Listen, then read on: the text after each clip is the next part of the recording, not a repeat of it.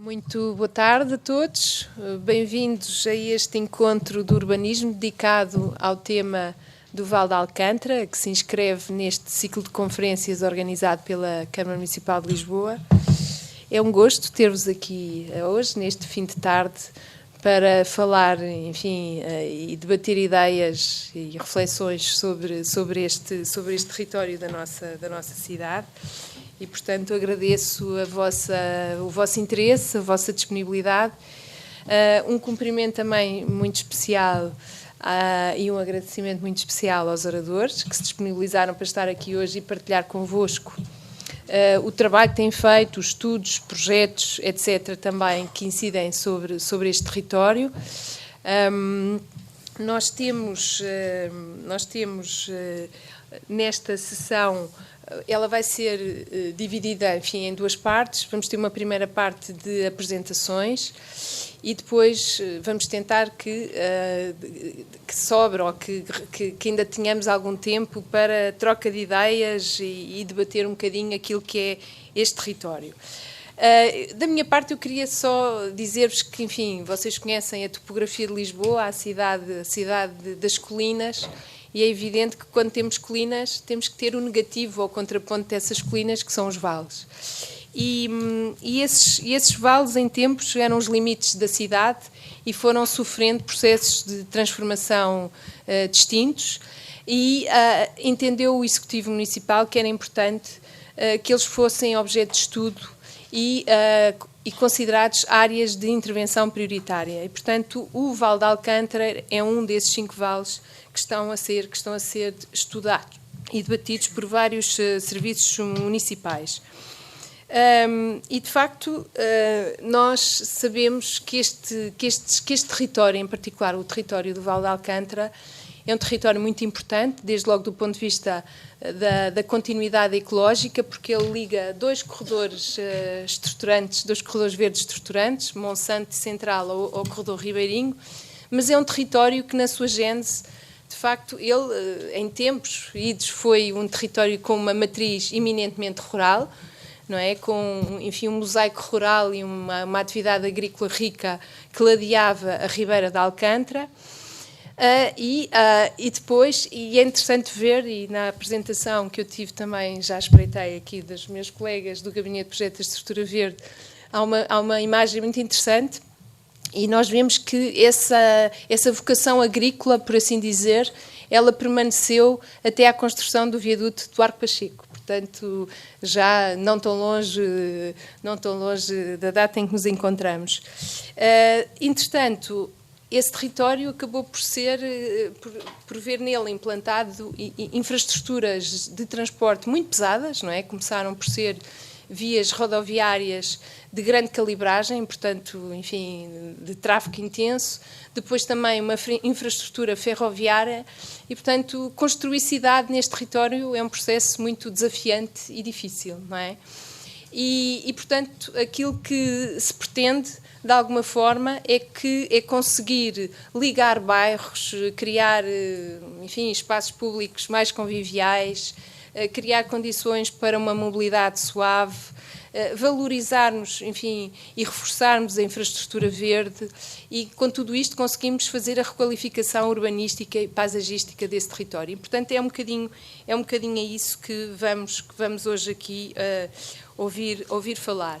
A Câmara já desenvolveu alguns projetos, alguns já foram implantados ou foram concretizados, outros estão na carteira, por assim dizer, estão no pipeline, alguns até já empreitada, já lançada e, portanto, em fase de contratualização. E é um bocadinho este mosaico de estudos, de experiências e de ideias que nós vamos aqui hoje partilhar convosco. Quem é que está comigo nesta mesa? Portanto, hoje eu sou uma privilegiada. Vamos ter aqui a arquiteta paisagista Paula Alves e o arquiteto paisagista Rui Pires. Eles são técnicos do Gabinete de Projeto da Estrutura Verde, da nossa direção municipal. Enfim, já têm muitas horas de trabalho e de estudo sobre este território. Aliás, integraram uma equipa multidisciplinar que em 2014 desenvolveu a estratégia de renovação do Val de Alcântara. que de facto tinha como propósito primordial a materialização do corredor verde do Vale de Alcântara. Depois, aqui também comigo, a arquiteta paisagista Catarina Raposo, que é cofundadora do ateliê Baldios Arquitetos Paisagistas. Portanto, enfim, também tem formação no Instituto Superior de Agronomia. Eu acho que, e tem aqui também uma experiência, até a nível editorial, e é uma das projetistas do projeto de execução de requalificação de um troço da Avenida de Ceuta. E, portanto, também entendemos que já enfim, a um nível mais de detalhe de projeto de execução também era importante trazer aqui este conhecimento e esta experiência. E depois temos o arquiteto Nuno Mateus, aqui está em minoria, não é? Está rodeado de arquitetos paisagistas, já viu isto? E eu ainda por cima sou engenheira, portanto ainda estou a estragar mais a coisa.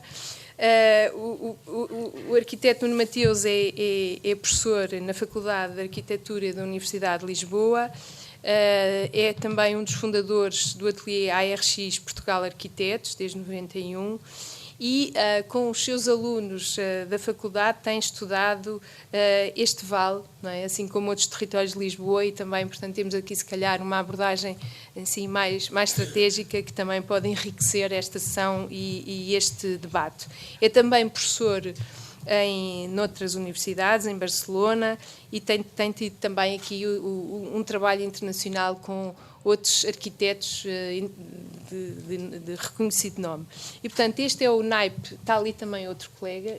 Eu já falei no seu nome, o Rui, esqueci-me. Meu Deus. Está a ver, tinha que vir aqui para o pé de nós. Pronto. E, portanto, nós vamos ter uma sessão muito rica em informação e em troca, em partilha de conhecimento. E, portanto, se calhar nós começávamos já com a primeira apresentação da arquiteta Paula Alves e do arquiteto Rui Pires, e, portanto, se calhar o que nós fazíamos era, nós passávamos agora para ali. O palco é seu, é? Obrigada.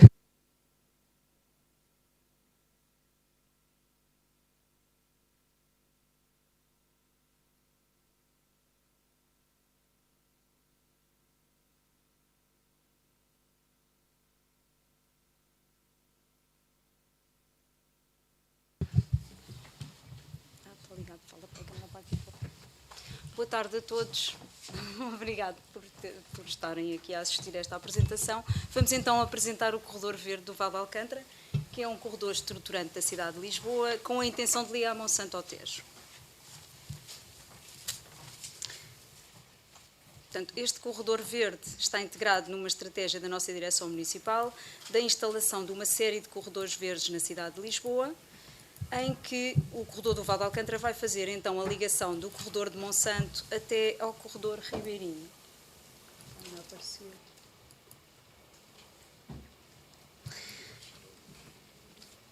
Podem baixar a luz. Estes corredores, para além da importância histórica de continuidade de toda a biodiversidade e dispersão de sementes, têm ainda uma importante função na articulação de todo o património histórico e cultural da cidade, bem como desempenhar funções na mobilidade suave e nas atividades recreativas e de lazer, e ainda promover a permeabilidade e a redução da poluição na cidade.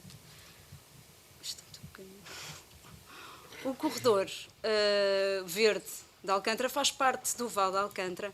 Como podemos ver aqui, funciona quase como uma espinha dorsal neste vale, com a importante função de interligar as encostas no vale.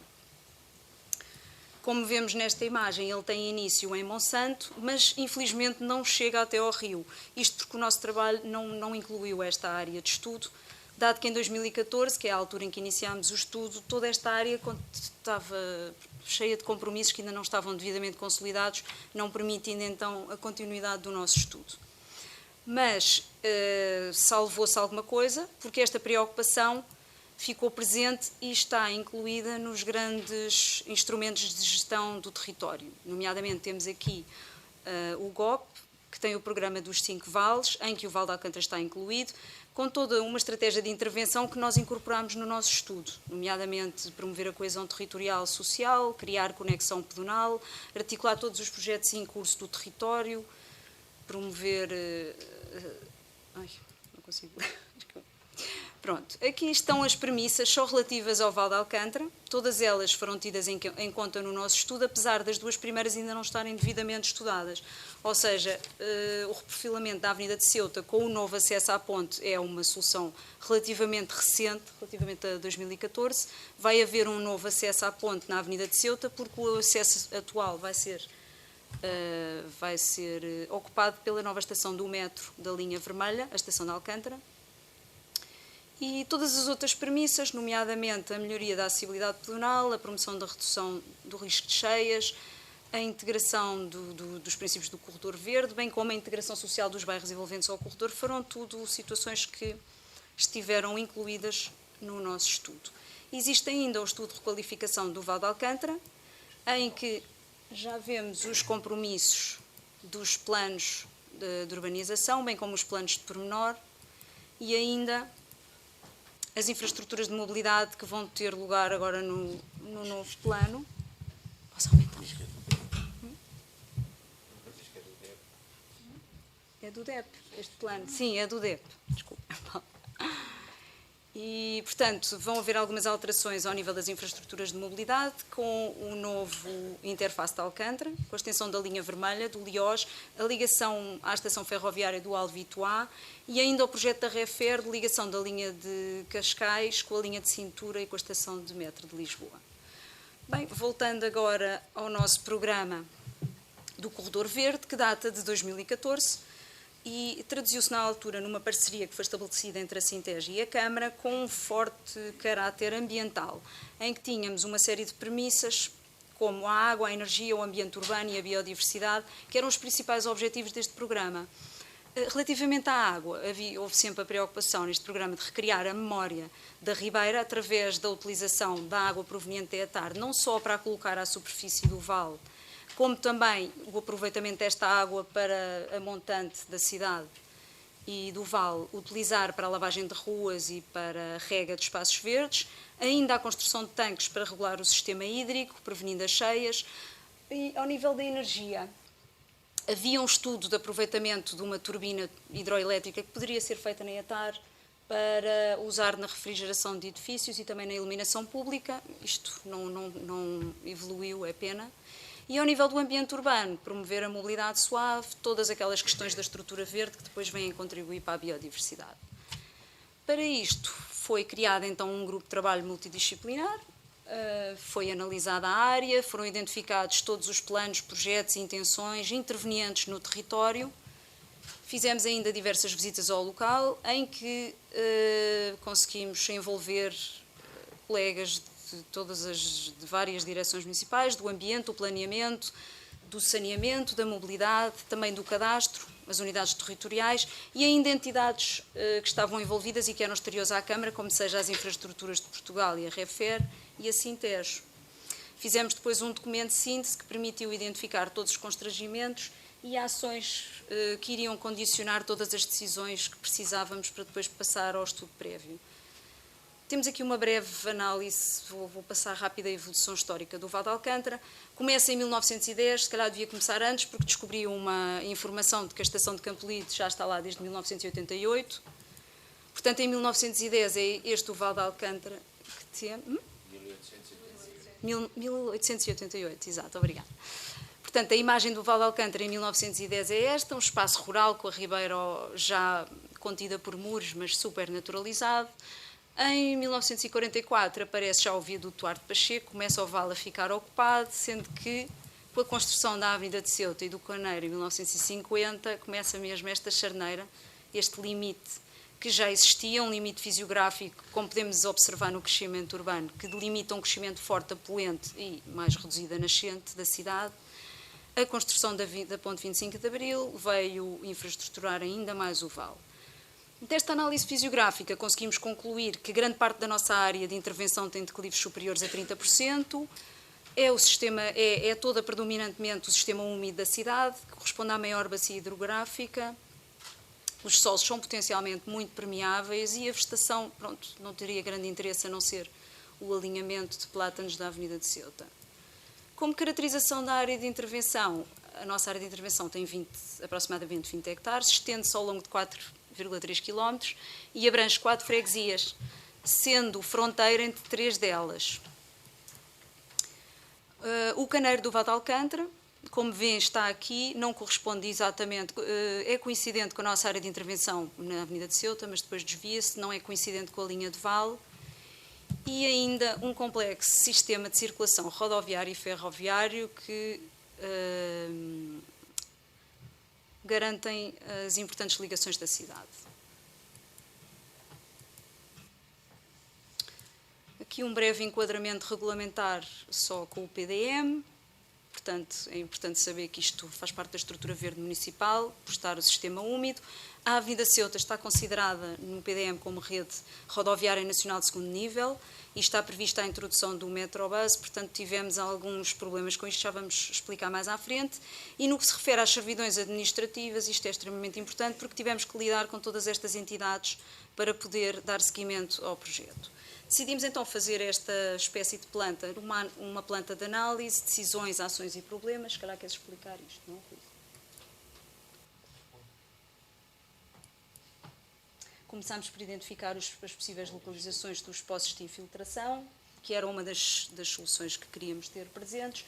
Outra situação foi a articulação com o trânsito, porque na altura, para conseguirmos instalar o canal ciclável e pedonal em diversos sítios, tivemos mesmo de saber se poderíamos prosseguir com as nossas ideias, nomeadamente o perfil da rua no bairro da Liberdade, a alteração também de diversas situações na zona de estação de Campolide e ainda a remoção de 2 passadeiras sobreelevadas na Avenida de Ceuta, porque nós queríamos passá-las a passadeiras de nível, semaforizadas, para que esta avenida ficasse um pouco mais amiga do peão, principalmente toda a gente atravessa a superfície e atualmente ninguém usa aquelas passagens aéreas, como pudemos comprovar enquanto visitávamos o local.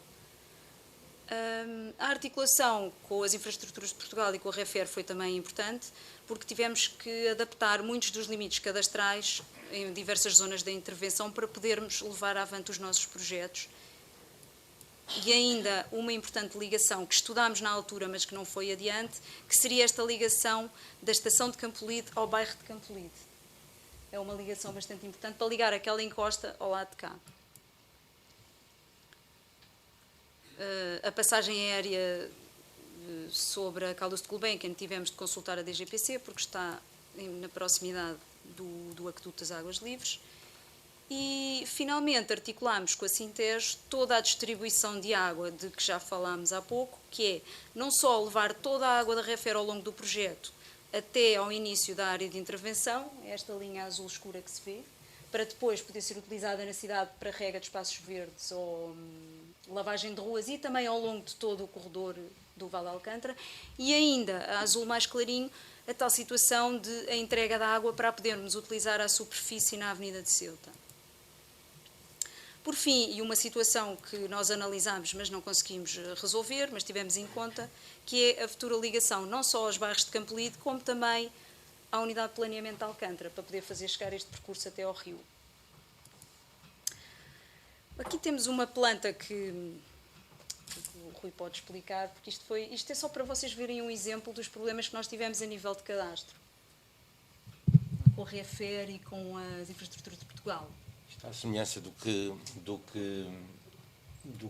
vimos, a sobreposição de planos e de estudos e de constrangimentos do território, nós a esta escala, que não abrangemos todo o vale, identificámos os mesmos problemas que se verificam agora para dar continuidade. Nós aqui conseguimos, quando achávamos que estávamos em território municipal, estávamos em território do domínio da ferrovia, e depois começámos a ver que parte da linha de comboio que está construída está em terrenos que são municipais, e nós tínhamos hortas e ocupações municipais em territórios que estão cartografados como sendo do domínio ferroviário. E o que nós conseguimos fazer, com muito esforço, foi que, independentemente do que a planta de cadastro diz e que confere a propriedade, nós ajustámos as vedações das nossas unidades à nossa necessidade, paralelos à linha, por exemplo, de forma a garantir que tivéssemos espaço de intervenção. O património continua a ser da REFER, mas a ocupação é parque, é pública e está dentro do que nós agora temos como área verde intervencionada. E ao longo disto tudo, quer da ferrovia, quer mesmo do eixo norte-sul, houve ajustes de vedação por parte das infraestruturas de Portugal, de forma a permitir que nós conseguíssemos implementar aquilo que acabou por ser possível dentro do que nós tínhamos previsto. Só referi que a vontade das infraestruturas de Portugal em colaborar connosco era realmente grande, que quando se estudou a hipótese de construir um viaduto pedonal entre o bairro e diretamente ao primeiro andar da estação de Campolide, ela entrava diretamente na estação e ia implicar reformular todo o funcionamento da estação por dentro, mas eles estavam dispostos a que isso acontecesse. O problema é que nós tínhamos que atravessar 10 linhas de comboio e um edifício para fazer um viaduto que seria o preço, se calhar, de todo o corredor implementado. Atualmente saía num baldio, mas com os planos de pormenor que vão ser implementados, esta ação se calhar faz sentido daqui a uns anos de voltar a retomar, não é? Porque hoje em dia o tecido que lá está não justifica o investimento. Pronto, e avançamos então para o estudo prévio. Aqui podemos já ver algumas unidades de projeto, que é toda a zona do bairro da Liberdade, a estação de Campolide e ainda a passagem superior.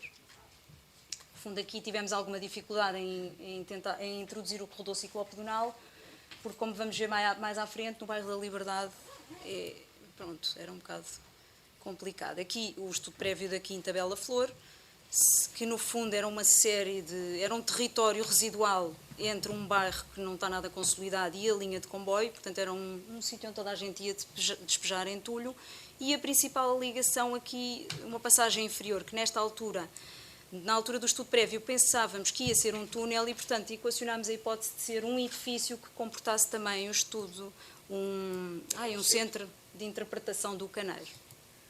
Depois a Avenida de Ceuta, em que tínhamos a prioridade de criar um canal pedonal largo, misto, que permitisse ter a água à superfície junto aos peões, como se vê nestas imagens.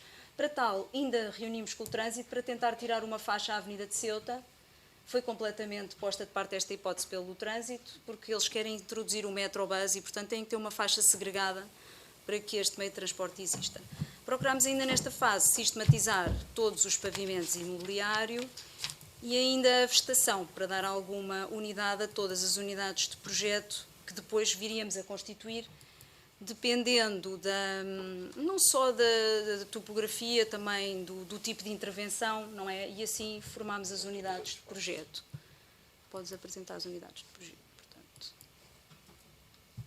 Já apareceu ali o bairro da Liberdade. Começa pelo bairro da Liberdade, depois tínhamos a estação de Campolide, e isto tudo interligado, portanto as fronteiras eram mais ou menos as físicas que existiam, o viaduto ou o obstáculo maior. Portanto, depois tínhamos a passagem, a estação de Campolide, a passagem aérea, um viaduto ciclopedonal, o parque urbano da Bela Flor, a unidade da passagem inferior, que foi concluída mais recentemente, e a que está agora em lançamento, ou para começar a obra, ou começar a empreitar. A Avenida de Ceuta.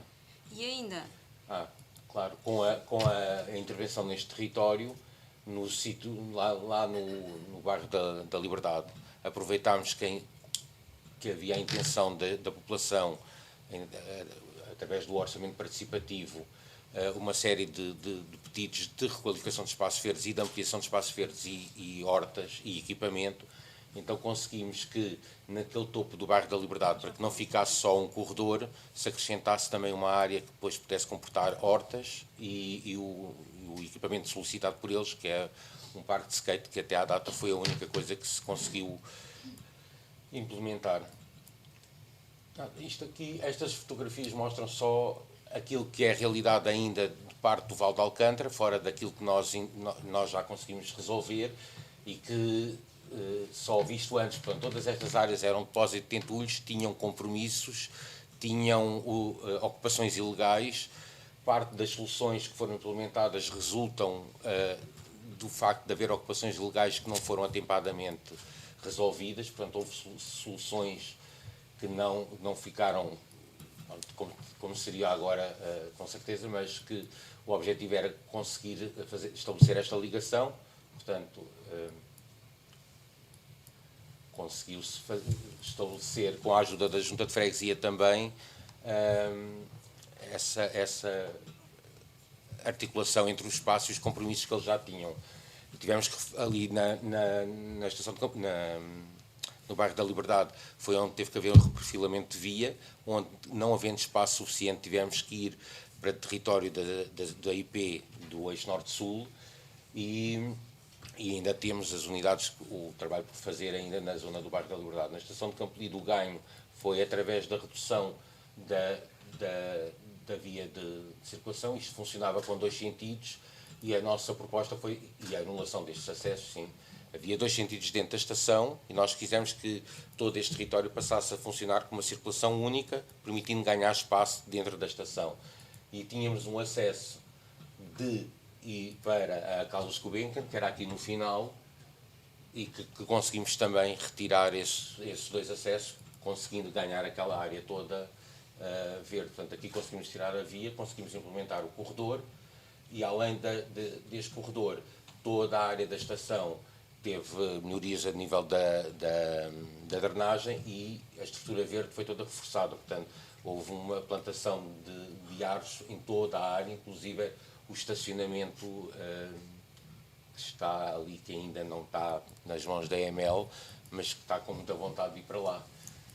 E aqui, nesta estação, tivemos problemas porque a Carris tinha os circuitos e estava acostumada a andar em excesso de velocidade e com a nossa intervenção eles tiveram que reduzir a velocidade e tivemos que ir para lá várias vezes para que eles andassem e fizessem o teste para ver que era possível passar em todos os ângulos que lá estavam implementados. Aqui, por exemplo, eles vinham e partiam sempre o Lancil porque o hábito era entrar com a velocidade. Portanto, agora está estabilizado. Conseguimos também, com este percurso e o acesso ao viaduto, portanto, aqui era a transição entre a unidade de projeto da estação de Campolide e o que seria depois o viaduto ciclopedonal sobre a Avenida Carlos Gulbenkian.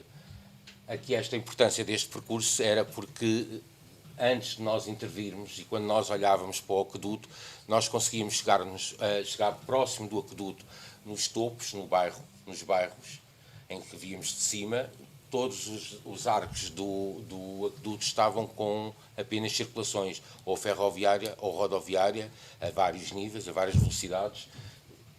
Pedonal não existia nenhum acesso que nos garantisse a proximidade ao que é este monumento, não é? Portanto, a importância deste percurso e destas praças que foram criadas dos 2 lados do aqueduto era que pudéssemos ter essa proximidade ao aqueduto, que no fundo era o maior património que temos neste troço do Val de Alcântara.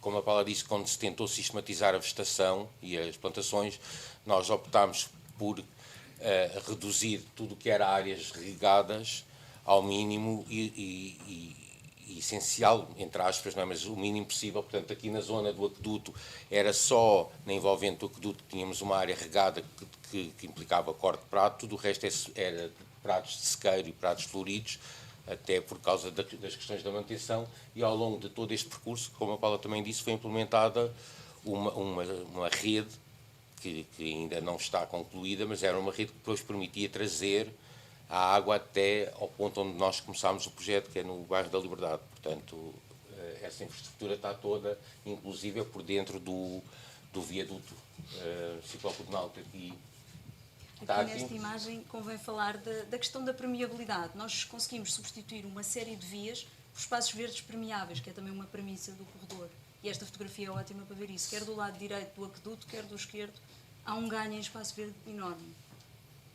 Sim, todo este sistema de vias interno e os que faziam aqui os acessos diretos para a Avenida Carlos Gulbenkian, que estão bem visíveis ali, foram escavados até às bases do pavimento para conseguir garantir que houvesse permeabilidade. Isto tudo que está aqui,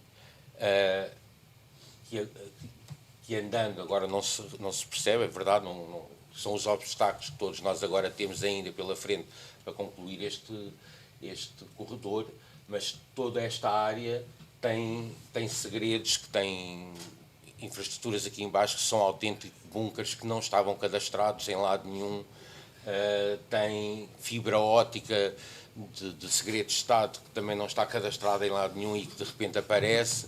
Portanto, todas estas questões tiveram que ser resolvidas já em obra ao longo deste processo todo, que foi bastante complicado.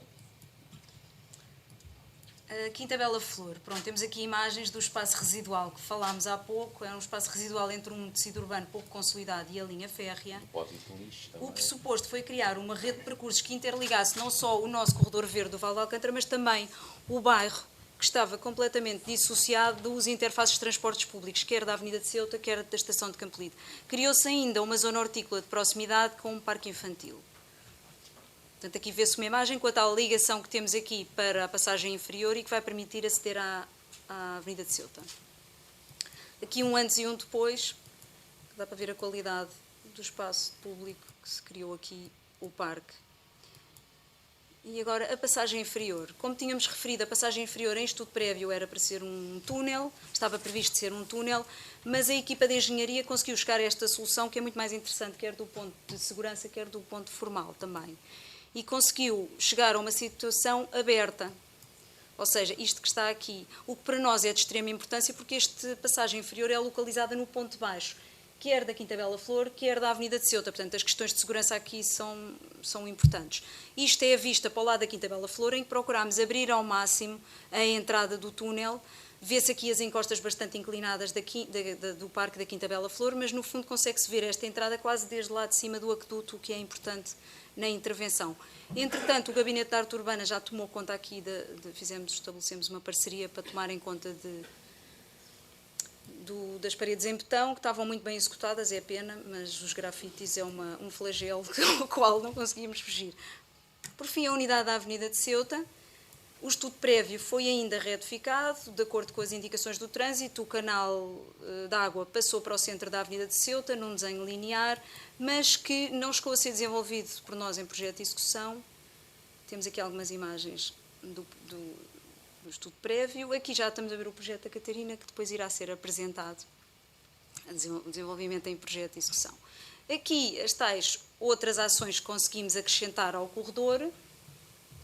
Isto aqui é só interessante, pode só ter passado, só interessante que era a parte do orçamento participativo, isto é do bairro da Liberdade. Portanto, isto aqui é um equipamento que foi implementado no bairro da Liberdade. Nós, enquanto projetistas, enquanto equipe municipal, não vimos isto como um equipamento do bairro da Liberdade, nós vimos isto como um equipamento do Val de Alcântara e da cidade, até porque a oferta que este parque tem é diferente dos outros. E estes bairros estavam tão isolados, tão próximos, tão isolados pela falta de ligações que existia, que quando nós estabelecemos este corredor, a primeira coisa que estes senhores disseram é dizer que isto é nosso, os outros daquele bairro nem pensem que venham para aqui, se quiserem façam um lá.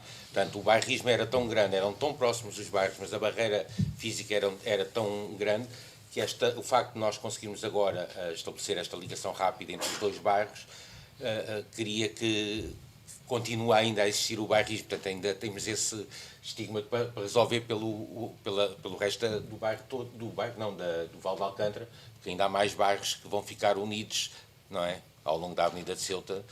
Temos 2 bairros também, portanto, isto vai ficar tudo mais próximo, apesar de não ser alterada a localização.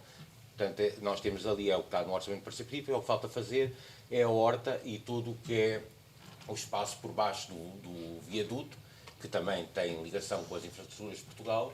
Portanto, aqui esta parte aqui, sendo que aqui já temos o equipamento que é o parque de skate, que já está em funcionamento. Está assim meio perdido.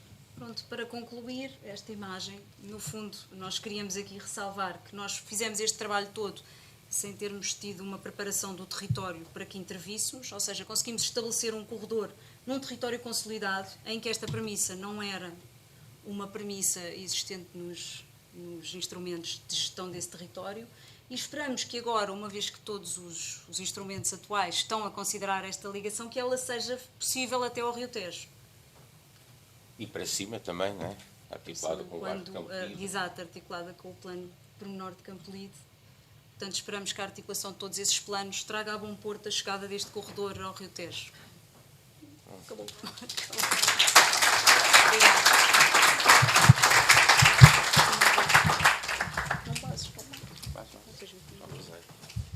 Então, vamos já, obrigada aos dois. Isto foi um compacto de informação, mas há aqui resultados que parecem quase milagre, não é? Como é que já conseguiu chegar a um território tão inóspito, não é? E tão pouco interessante, um pouco urbano, e conseguirmos criar estas ligações e estas continuidades. Nós então agora vamos entrar no projeto de execução da Avenida de Ceuta e, portanto, eu pedi então à arquiteta Catarina, minha homónima. Está bem, vamos tentar ver se conseguimos cumprir um bocadinho o tempo, mas eles como eram dois, vá, eu conchego. Ora bem.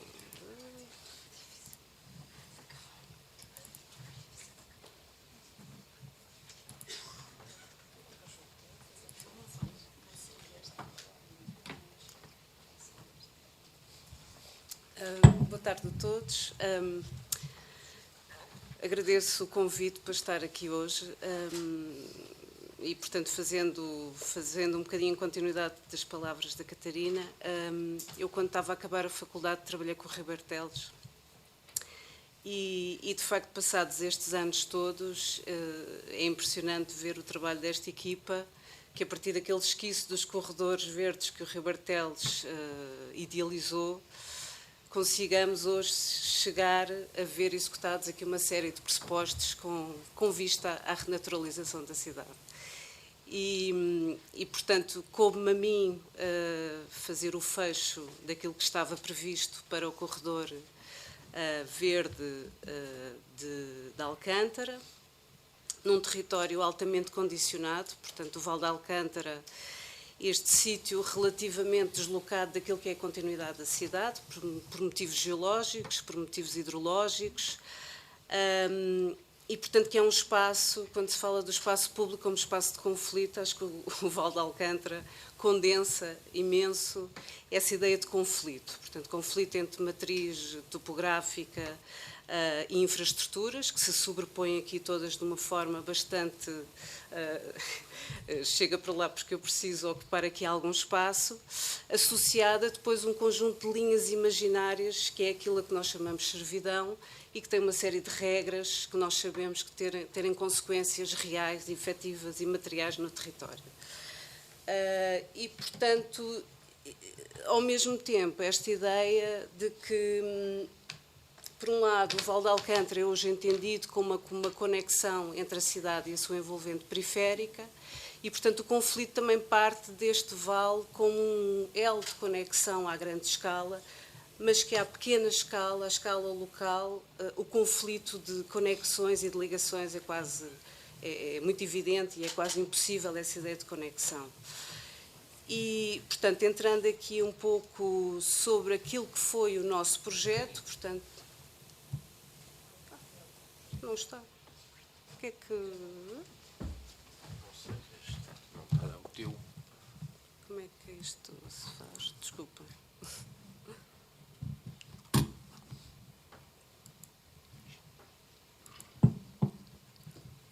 Agora este é o teu. Exato. Então ainda não vimos nada do que tu... Não, eu ainda não tinha, só estava ainda a falar, a fazer uma pequena introdução. Portanto, esta é a fotografia aérea do nosso sítio de intervenção.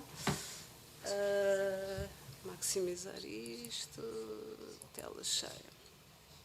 Portanto, o nosso limite de intervenção aparece aqui a azul, só para nos localizarmos a passagem inferior, que a Paula acabou de referir, grafitada, de forma controlada, começa aqui.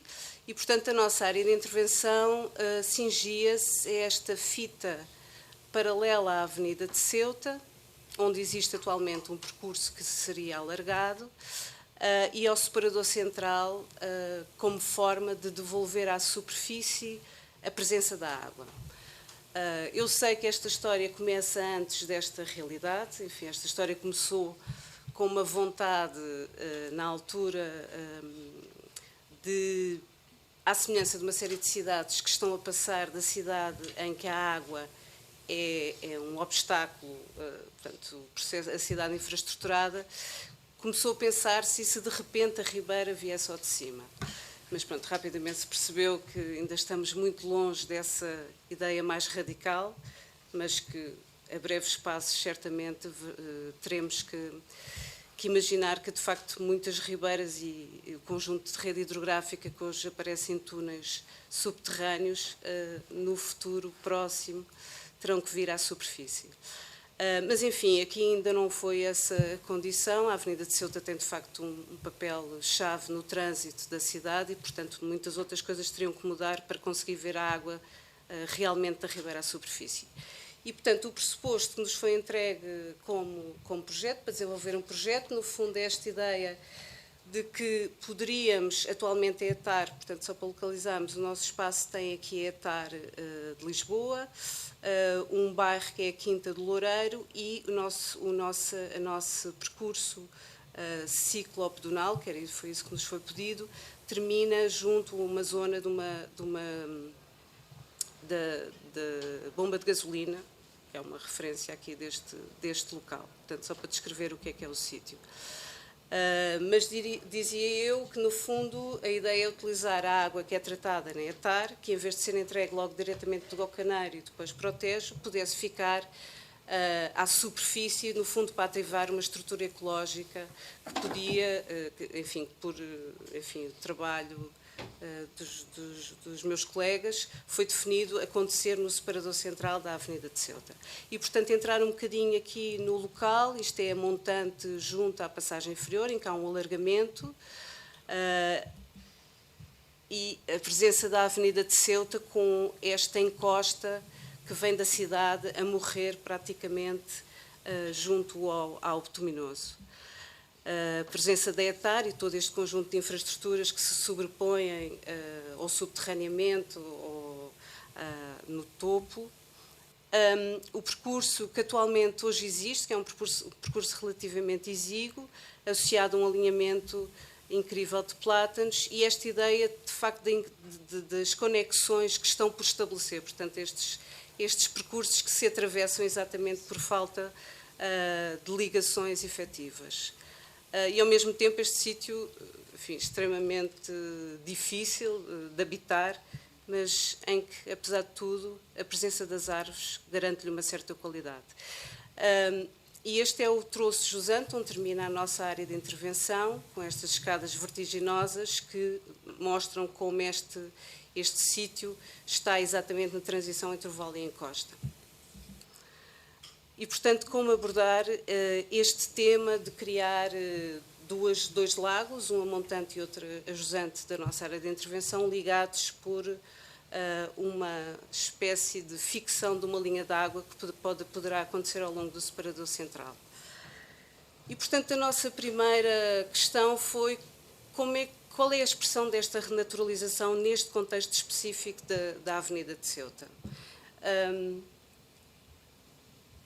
E, no fundo, fizemos uma pesquisa histórica, como sempre o fazemos, portanto, revelando, por exemplo, nesta planta de Silva Pinto, esta presença dos taludes em que ainda se vê a ribeira à superfície, mas que em que a água aparece aqui, de facto, manipulada sob a forma de valas, tanques mais utilitários ou mais ornamentais, num conjunto ambíguo aqui já entre espaço rural e espaço industrial. Portanto, a água, historicamente, neste lugar, manipulada, conduzida, utilizada, e, portanto, uma história que se conta de um conjunto de infraestruturas que cruzam esta ribeira, muros que contêm a força da água, numa tentativa de controle que culminou nesta peça incrível, que é o Caneiro, que tem 8 metros de largura por 5 de altura, e que aqui vê-se o extrador-se do Caneiro numa paisagem de vale completamente alterada, aterrada, escavada, e, portanto, a história deste vale é uma história de artificialização profunda e de manipulação da água. E aqui este gesto de construção da Avenida de Ceuta, que é quase sereno, não é? Esta imagem de que houve qualquer coisa que aparentemente estabilizou, mas que nós sabemos que não é exatamente assim. porque corre ali de baixo uma linha de água que corresponde ao fim da maior bacia hidrográfica da margem norte do Tejo. Portanto, como sabem, vem da Amadora e recolhe todas as águas que vêm do Planalto de Lisboa. E, portanto, como abordar este território cheio de constrangimentos, condicionantes, como é que nós podemos encontrar aqui uma possibilidade de efetivamente concretizar o pressuposto do Ribeiro Teles e desta equipa incrível de estabilizar aqui uma ideia de estrutura ecológica. E, portanto, o nosso projeto, isto é um plano geral de uma fita que é difícil de representar, porque é assim uma fitinha muito estreita de intervenção, portanto, nesta zona, a nascente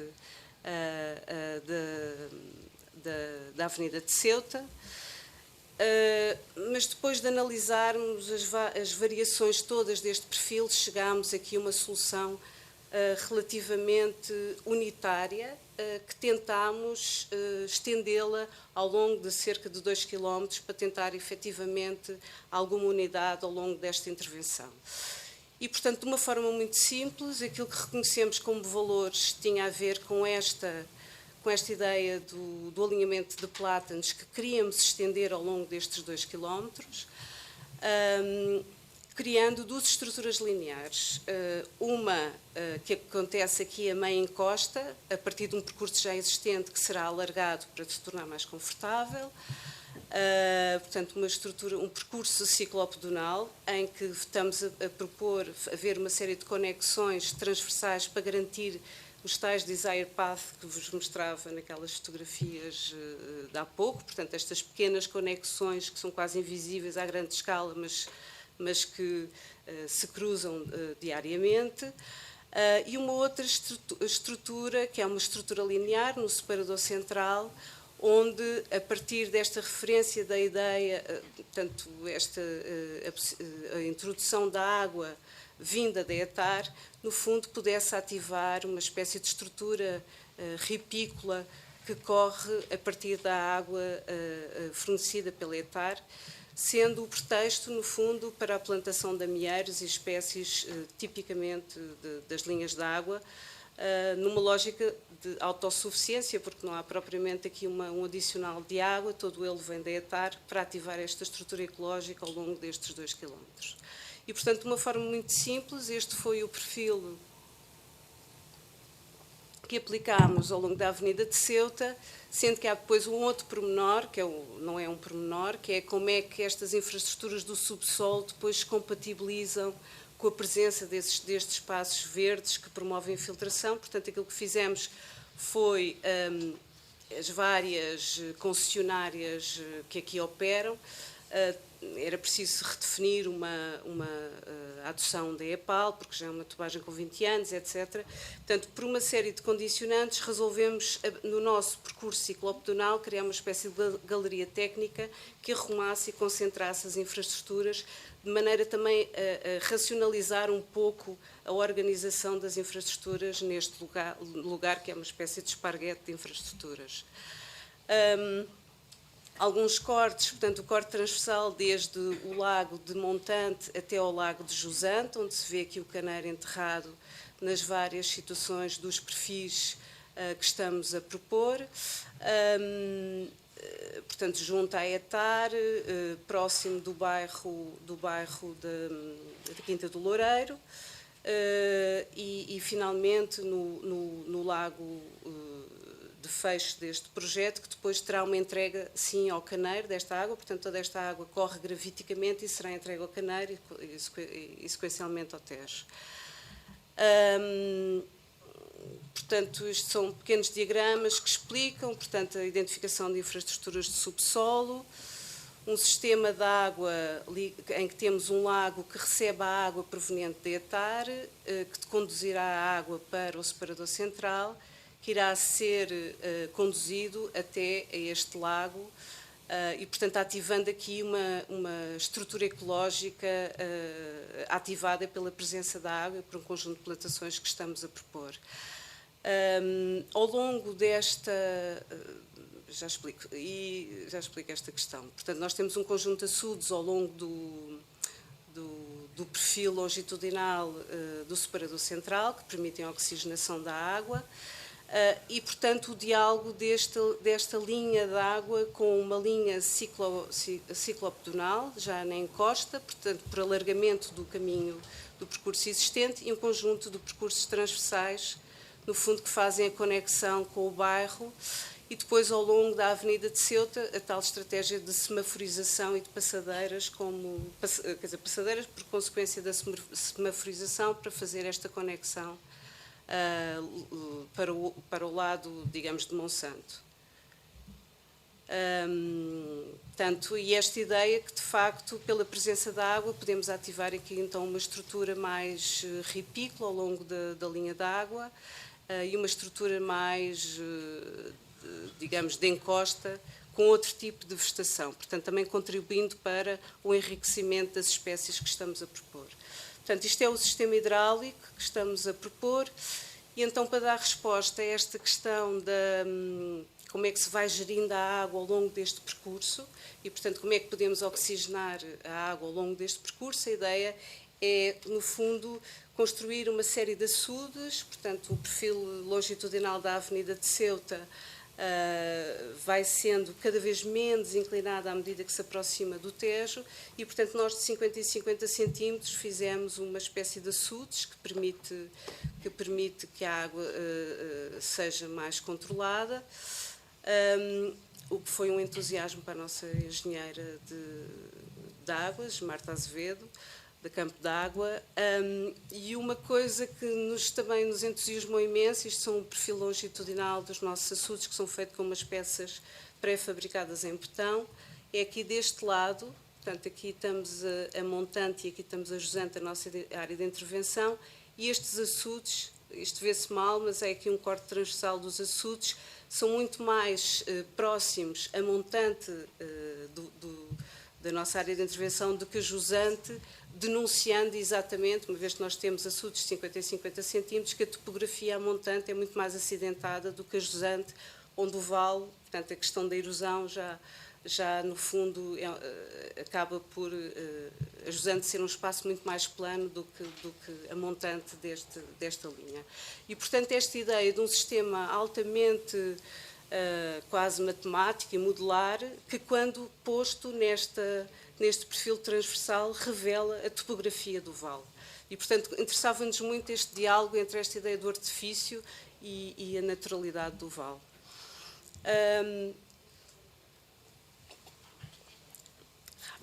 Sim, vou tentar ser breve.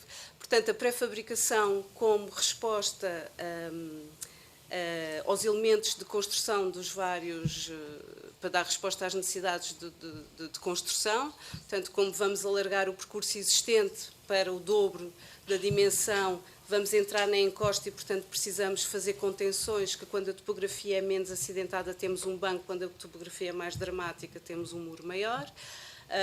Enfim, todo o sistema de açudes e de contenção dos lagos, e, portanto, a pré-fabricação aqui era um tema-chave para dar resposta a este lugar que a obra vai ter que, enfim, vai ser uma obra complicada por razões óbvias, não é, de trânsito, e, portanto, a pré-fabricação como forma de ter, no fundo, já um sistema pré-montado e, portanto, facilitar a obra e, no fundo, a gestão de todo o processo e garantir alguma qualidade também depois no final. Claro que estes muros vão ser todos... Depois vão ter outra layer, no fundo, de arte urbana e, portanto, há de haver, então, outra expressão, digamos, daquela que nós lá deixaremos. Os nossos lagos, com vários, também esta ideia de que podemos trabalhar diferentes níveis de água para criar diferentes ecologias, portanto, isto é o plano de plantação.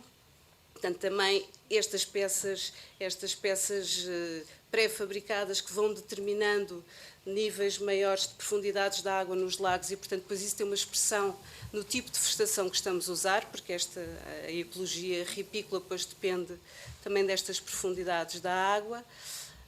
E também um sistema, enfim, nós fizemos um plano de plantação para 2 km e tal, e, portanto, tal como as peças de betão, temos um sistema modular de plantações que também, do ponto de vista da otimização e da racionalidade, digamos, da execução, parte desta ideia de modularidade e que depois se irá expandir pela Avenida de Ceuta. Alguma expressão da vegetação, mais ripícola, mais úmida, de árvores, arbustos, herbáceas, e outra mais, desculpem, mais xerofítica. Bem, acho que me faltam aqui algumas imagens, mas pronto, só para dizer que estamos a conjugar espécies de água com espécies mais da encosta, portanto, mais de uma ecologia mais seca, garantindo assim alguma biodiversidade. Ou seja, não imaginamos que isto vai ser um parque urbano altamente vivido por todos da cidade. Imaginamos poder contribuir para, efetivamente, nesses espaços residuais, nestes espaços que ainda subsistem entre as infraestruturas, garantir que a água se infiltra, que conseguimos ter herbáceas, arbustos, árvores e, consequentemente, fauna, enfim, ativando uma estrutura ecológica com todas as consequências do ponto de vista daquilo que chamamos o serviços de ecossistema, contribuindo assim para a cidade num sítio que até hoje é altamente dominado pelas infraestruturas só e apenas. E pronto, e termino assim.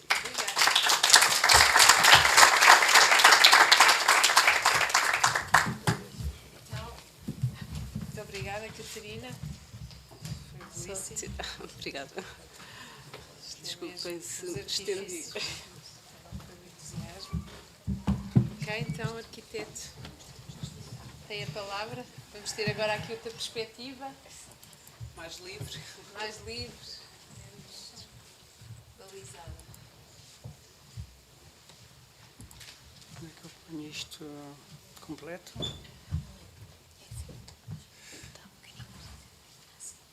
Ok. O Marco está cá embaixo.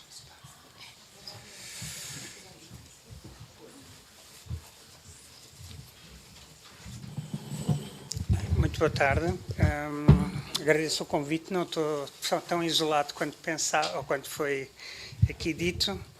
E, como sou arquiteto, vou começar naturalmente. Faz exatamente 50 anos que Ribeiro Teles foi a um programa de televisão explicar aos telespectadores o problema das cheias de 67. É um videozinho que nós acedemos no YouTube com toda a facilidade e que dá uma magistral lição de descodificação da paisagem, certamente do Val de Alcântara, ao qual ele também se refere, e que eu dou como programa na Faculdade de Arquitetura aos meus alunos, são alunos de 5º ano e que vão fazer o projeto final de mestrado, portanto corresponderá ao último ano, na realidade comigo demora 2, por vezes 3 anos a fazer. E vou passar a explicar porquê. Eu, ao contrário dos meus colegas que tiveram a apresentar antes, não tenho constrangimentos nenhuns. É como se estivéssemos a chegar à cidade e ela tivesse por construir e observamos o Val de Alcântara. Não é exatamente assim, porque ele tem uma história, mas só parte da história que me interessa nessa ideia, nessa nova ideia de origem.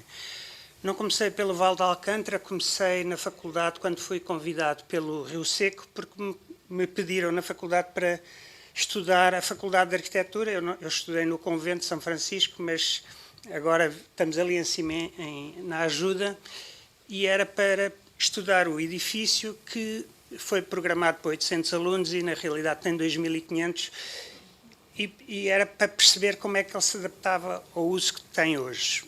Começando só pelo edifício como ato isolado, eu percebi que não conseguia ter ferramentas suficientes para perceber porque é que o edifício estava ali daquela forma. Paisagisticamente não o consigo compreender, mas no ano seguinte tive que descer o Rio Seco e perceber onde estava e porque é que estava, e abordámos esta linha d'água como um completar deste corredor verde, fechá-lo em anel e ligá-lo ao corredor ribeirinho, naturalmente abordando este problema como um conjunto de projetos de arquitetura. Portanto, vi o Val como um lugar de intervenções de arquitetura que, no conjunto e articuladamente, davam uma ideia global de paisagem, portanto, uma estratégia global para o Val Isto porque, pragmaticamente, tinha 30 ou 40 alunos e dividia o território em 30 ou 40 lugares e, na realidade, os projetos eram o início de um caminho para entender as consistências e inconsistências desse território.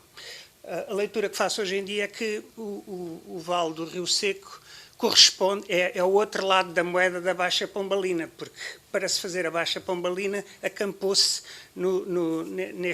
neste vale, temporariamente, aparentemente, mas esse temporariamente dura até hoje, com todas aquelas inconsistências que ali estão agora consolidadas. E, portanto, desenvolveu-se um conjunto de projetos, eles estão em repositório da Universidade, são cerca de 45 teses de mestrado sobre esta questão do Rio Seco.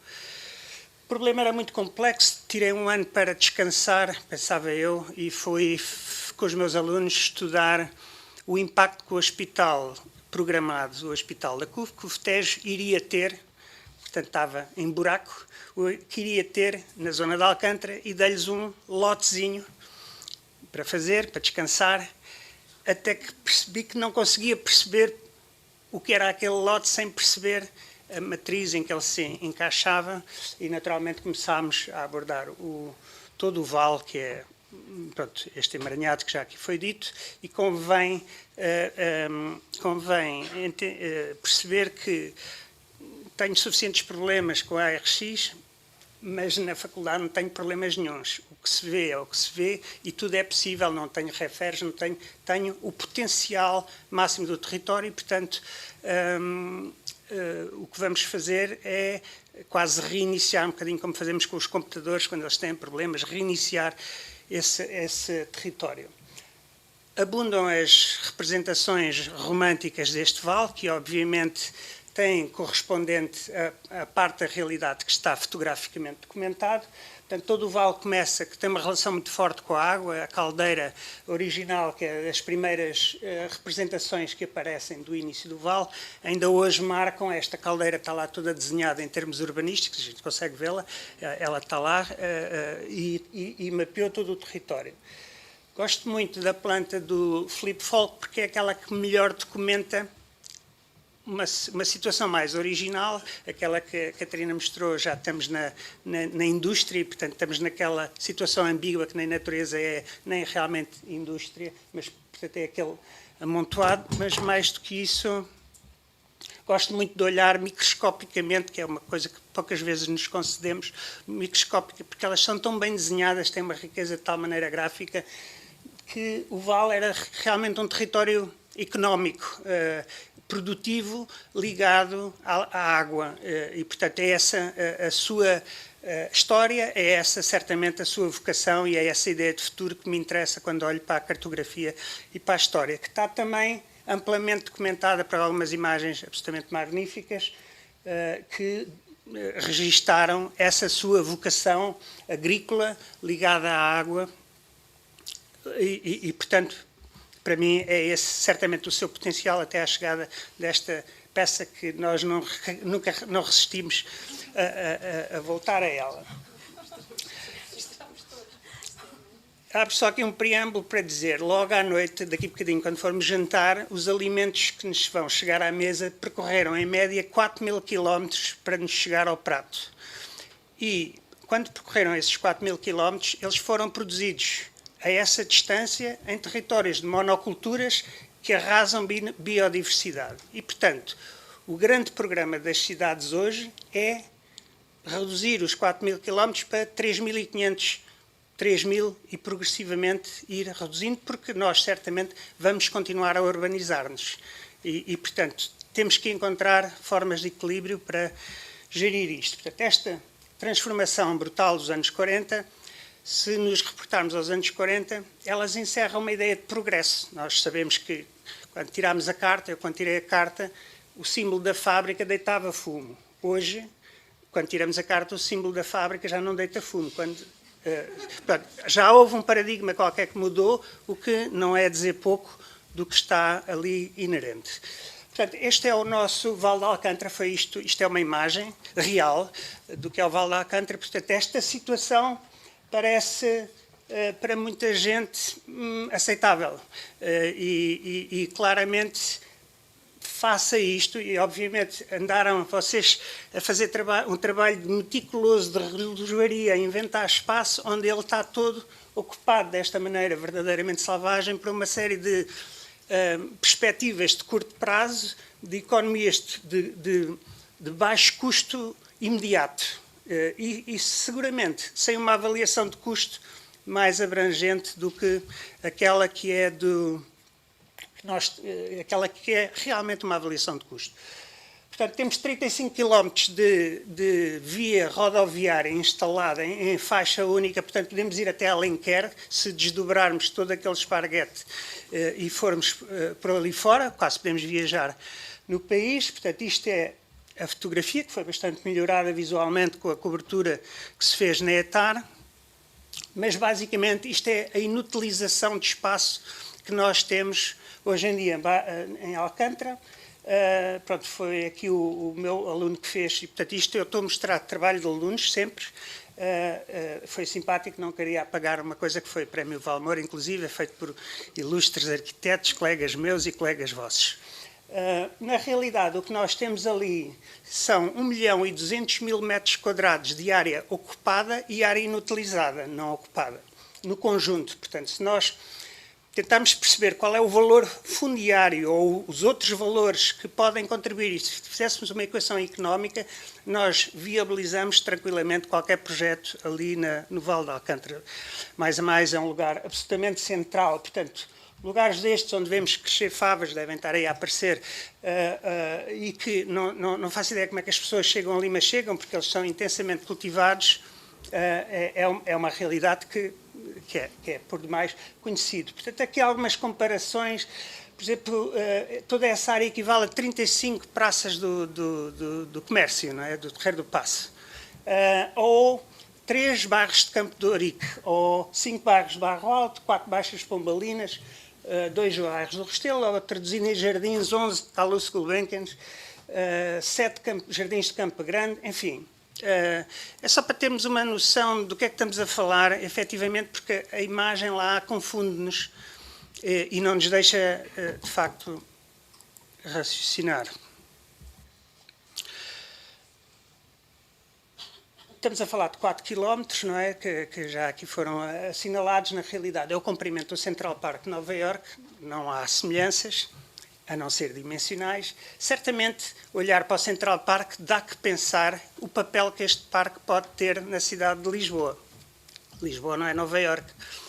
E, portanto, o que temos aqui são 800 metros quadrados de asfalto, 800.000 metros quadrados de asfalto e 460.000 de áreas inutilizáveis. O Central Park é um bocado maior, no entanto, isto é inevitável pôr esta imagem um ao lado do outro, se calhar não dizer mais nada, mas certamente conheço muito bem o Central Park, conheço muito bem o Vale de Alcântara, mas há um potencial que não está certamente a ser aqui observado. Portanto, colocando os dois em cima da Mancha de Lisboa, é isto que nós temos. Isto é o sistema de verde da cidade como ela está. O sistema com este do Vale de Alcântara, portanto, sistema aumentado. E, para falar das bacias, portanto, isto é conhecido de todos, isto tira-se do LXI, não é? Portanto, é uma coisa que está disponível. O Vale de Alcântara é o maior, disse-o a Catarina, drena 40% da água que cai no território da cidade, que sai por ali. Portanto, Lisboa era, para além da cidade de Sete Colinas, como foi dito aqui na introdução, é também uma cidade de 7 ribeiras que nós não vemos e que as transformámos nisto. Portanto, paulatinamente fomos secando a cidade e desenvolvendo um sistema caríssimo subterrâneo. Rompemos, portanto, fechamos o sistema úmido da cidade em esgotos, que temos que manter anualmente, e subimos a temperatura, que em média, pelos casos que tenho estudado, que complementam isto, devemos ter subido em média 5 graus centígrados a temperatura da cidade no verão e o simétrico nos picos do frio. Logo, este é o sistema de tratamento das águas antes de as enfiarmos, como o Ribeiro Teles, rapidamente no Tejo. Portanto, temos estas 3 superestruturas que estão compaginadas, do meu ponto de vista, conceptualmente, com a ideia de superestrutura, ou essa ideia de progresso dos anos 40. Ora, hoje, o progresso não passa por aí, nem por escavar túneis do plano de não sei quantos, para levar a água novamente mais rapidamente, se não sai por um lado, sai pelo outro. É exatamente a mesma ideia. Portanto, o modelo que me parece implementável é um modelo que procura, foi aqui dito, havemos de lá chegar. Isto não é um projeto para o imediato, eu discuto com os meus alunos como é que isto se faz. Se calhar temos que fazer aqui um contrato intergeracional e ter um plano que não é nem eleitoral, nem é, portanto, não é para eleições, portanto, é um plano, diria, a 60 anos, com etapas intermédias e que nós vamos dar passos progressivos até lá chegar, e nós temos que saber planear a nossa cidade para os nossos filhos e para os nossos netos. Portanto, recuperar o sistema de ribeiros, ou seja, implementar um sistema multinodal e não super infraestrutural como o das 3 megahectares, mas um sistema em que cada bairro trata o seu sistema de efluentes e recolhe a sua água pluvial e deixa sair, depois de tratada, à superfície, repondo o sistema de ribeiras original, não na totalidade, certamente, porque estamos a impermeabilizar a cidade, mas, diria, 60, 70, depende do nosso grau de ambição e das características que fomos, efetivamente, encontrar.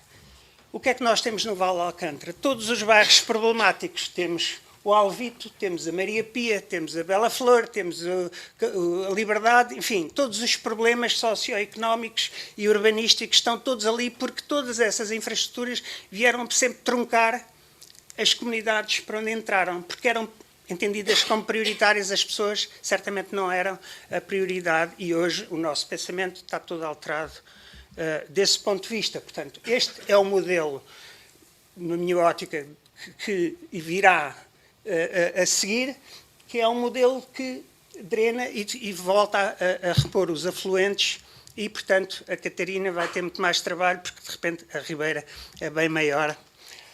E, portanto, este é o, digamos assim, o programa com que os meus alunos estão a trabalhar, que é uma relação entre o passado, o presente e o futuro, e várias características de áreas que têm que ser conjugadas e ponderadas, né, em simbiose, para encontrarmos a forma de criar esses objetivos lá mais à frente. Portanto, todos esses modelos existem, da combinação entre a cidade e a natureza. Londres tem os seus, não é? Está a introduzi-los. Várias cidades, os modelos são mais que muitos, são super interessantes, estão a introduzi-los. E, portanto, este é o modelo base do Val de Alcântara, que é o modelo não só da linha d'água, de todo o seu sistema úmido e de todos aquilo que daí decorre. Já não sei quantas vezes fui revisitar o Nilo com os meus alunos em Google Earth, para recordar aquelas lições de história que a gente agora tem, aquela máquina agrícola impressionante que é o Nilo, para eles verem. Portanto, e este será o modelo. Certamente, o que estamos a propor é Val de Alcântara será um agroparque de grande extensão. Portanto, a ideia é criar, não é uma EMEL, mas é uma EMAL, portanto, uma empresa municipal agrícola de Lisboa, ligada à Gulbenkian e ao ISA, e Lisboa responsabilizar-se por uma boa parte da produção alimentar e pela pedagogia dessa ideia de proximidade. Ou seja, este é o programa, não é? É chegar ali e questionar aquilo que parece inevitável, que é ter que andar à volta dessas infraestruturas. E o princípio é este, aquilo que vem da ponte sobre o Tejo é, paulatinamente, continuar sem mais transformações e furar por baixo da Alcântara. Portanto, usávamos esse orçamento que está a ser gasto noutros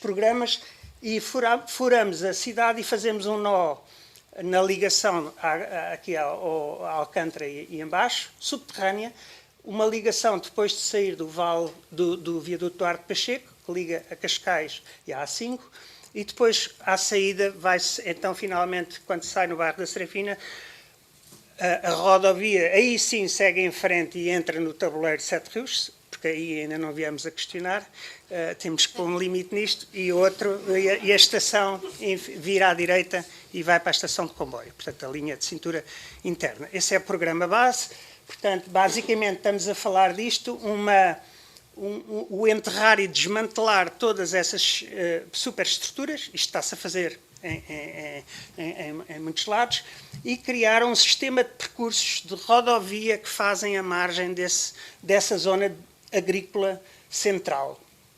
Ora, para fazer isso, nós vamos precisar de elencar tudo o que está no caminho para que isso aconteça. Portanto, assim, brevemente, vamos demolir todos os edifícios que estão no leito de cheia.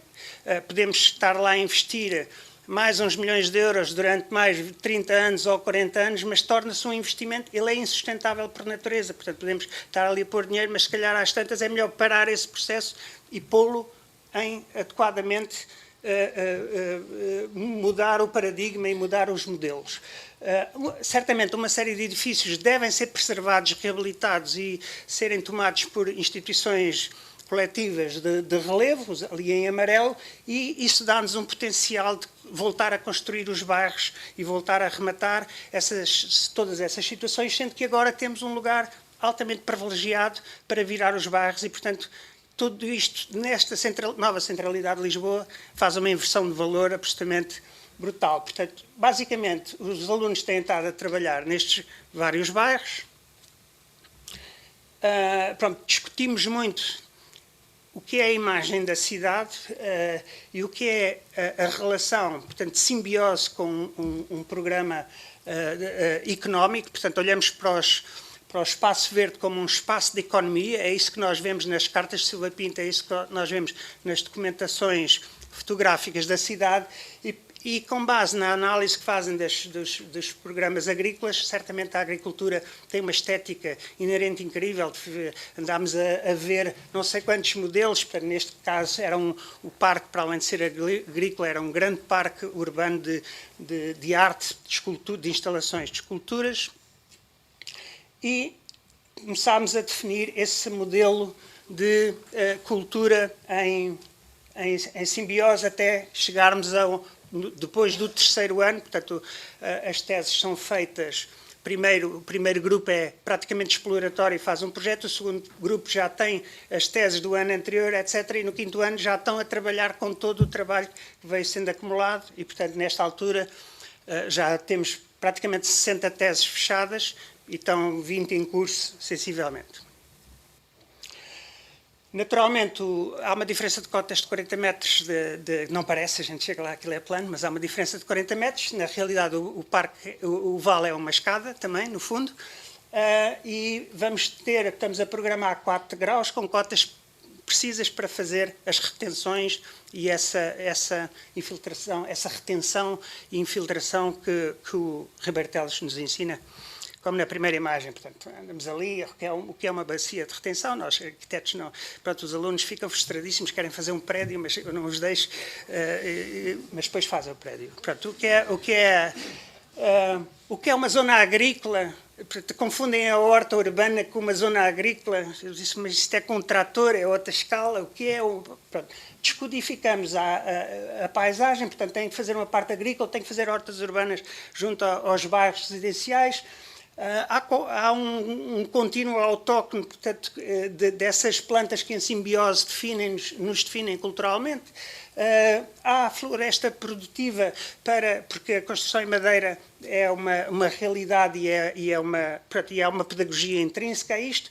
E depois há um sistema de produção de frutos, porque as árvores de frutos são lindíssimas, não é? A história que contam ao longo dos anos. Pronto.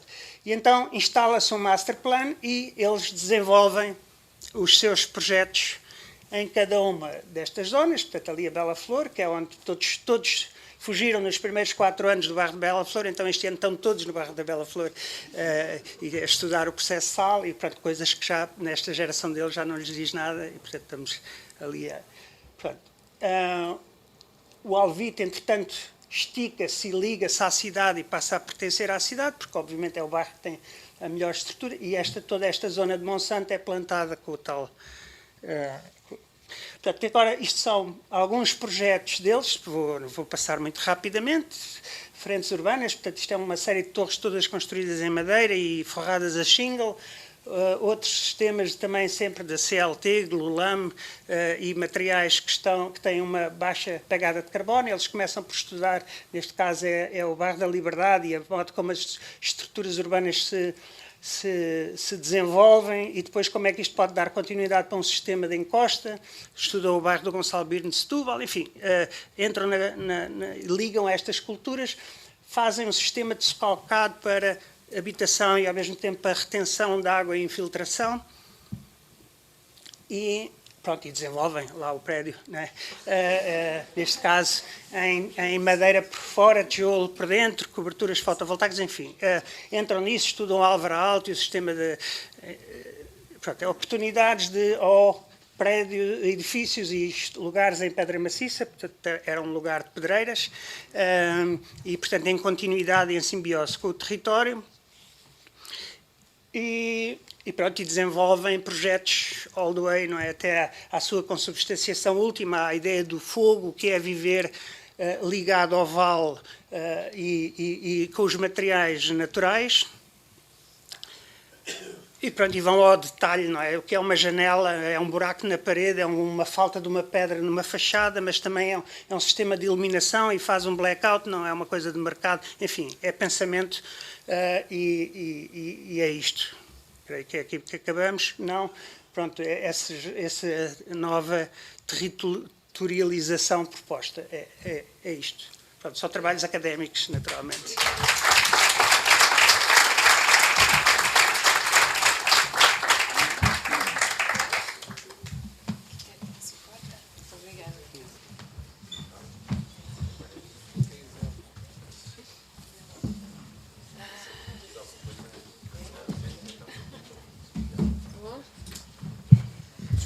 Liberdade de pensamento é uma coisa fantástica, não é? A propósito disso, havia eu acho que é o Jefferson, que tinha uma frase que é "The future is not a constituent", portanto, o futuro não vota, não é? E às vezes, se o futuro votasse, realmente tomávamos decisões mais duradouras nos dias de hoje. Muito bem, eu acho que vocês tiveram aqui abordagens distintas e olhares distintos sobre o mesmo território, que também com enfim, graus de concretização distintos. E penso que temos aqui matéria-prima também para abrir a discussão e, portanto, eu passava agora a palavra para esse lado e certamente que todos os oradores estão disponíveis para esclarecer e para acrescentar alguma coisa. Portanto, eu sei que é um bocadinho tarde, devem estar. Eu agora fazia aquela coisa, não é? Chamar à terra, depois desta última apresentação, já devem estar aí a flutuar por outros sítios, mas, enfim, se quiserem, portanto, ficaram esmagados. Temos ali. Há ali o microfone. Muito obrigada. Agradecer os livros da mesa.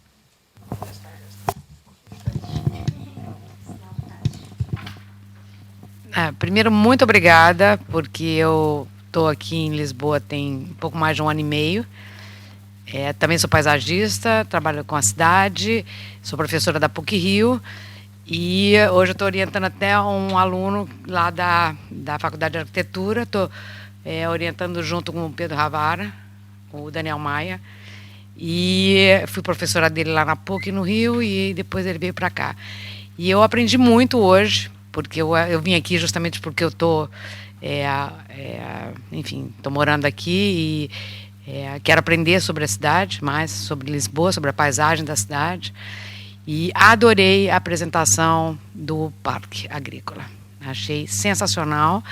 Eu já conheci projetos em vários lugares que a gente achava que era impossível. Seul, eu acho que é o mais emblemático, o Chongqing que foi feito, e eu acho que sempre que eu passo ali no Vale do Alcântara, eu fico muito impressionada com o pavor que é aquilo, né? E como tem um potencial gigantesco, né? Então, eu adorei, muito obrigada aos três aí. assim, não acho que é impossível, porque eu já vi projetos serem feitos, né? Até Madrid fez, né? A Madrid Rio está lá. Então eu acho que tem vários aí que são, assim, queria só parabenizar mesmo e dizer que eu aprendi bastante hoje. E tenho acompanhado o Vale do Alcântara, lá, o Corredor Verde, há alguns anos. O Duarte Mata, que eu conheço, que trabalhou na Câmara, foi a primeira pessoa que me falou dele. E hoje foi um grande aprendizado. Muito obrigada aí. Muito bem. Mais alguém? Gostava de perceber só uma coisa. Em relação ao...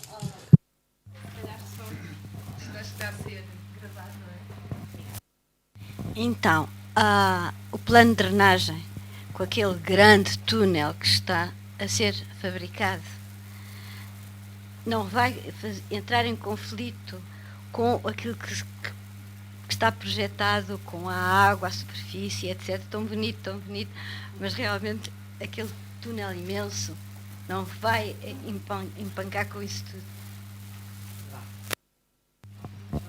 Então, se calhar posso dar aqui um contributo, mas depois também peço aos restantes colegas das várias áreas da Câmara também, se quiserem acrescentar alguma coisa.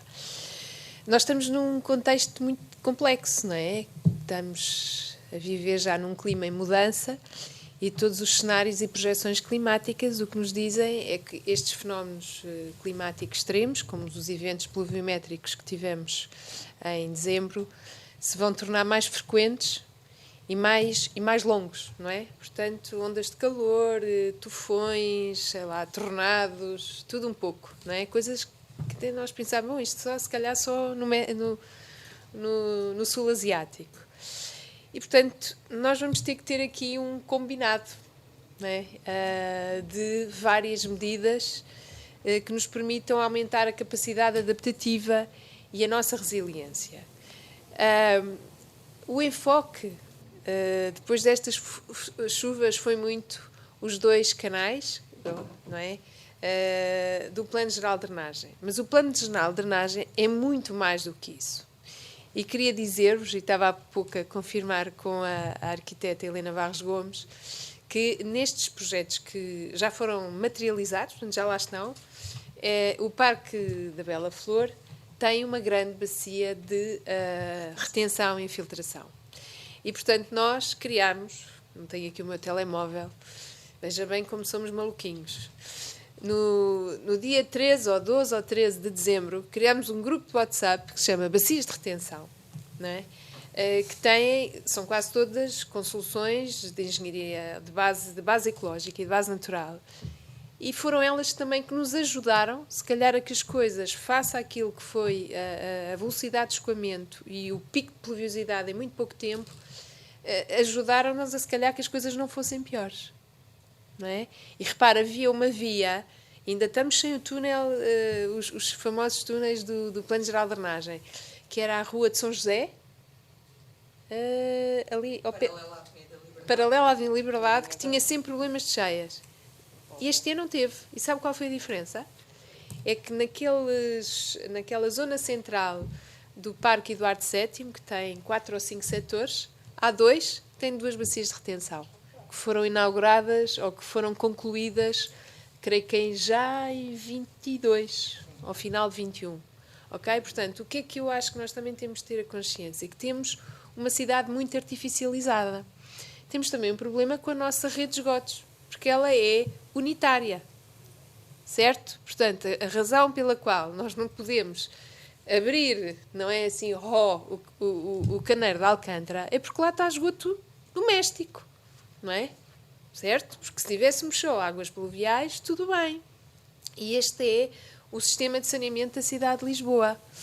E, portanto, o que é que eu acho? Acho que neste momento nós temos que ter uma perspectiva de soluções mais duradouras e acho que estas ideias, não é, e tão disruptivas que vieram são importantes e realmente podermos recriar ali uma nova área agrícola, como vimos nas fotografias de alguns anos, algumas décadas atrás, era muito interessante. Agora nós temos que, nós hoje não vamos conseguir mudar tudo ao mesmo tempo e vamos ter que, se calhar, ter estes projetos, não é? E repare como é que a arquiteta Catarina, como é que trabalhou a questão daquela diferença dos 40 metros, não é? Com aquelas pequenas...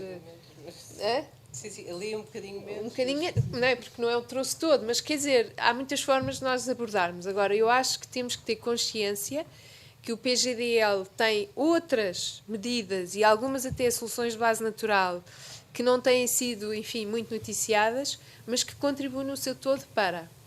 Eu, e custa-me dizer isto, mas acho que no atual contexto nós vamos ter que ter um combinado das chamadas Green Infrastructures ou Green Solutions and Grey Solutions. E claramente que uma bacia anti-poluição em betão e aqueles túneis são uma Grey Solution, mas que nós vamos ter que ir combinando com as outras. Pronto, é um bocadinho a convicção que tenho.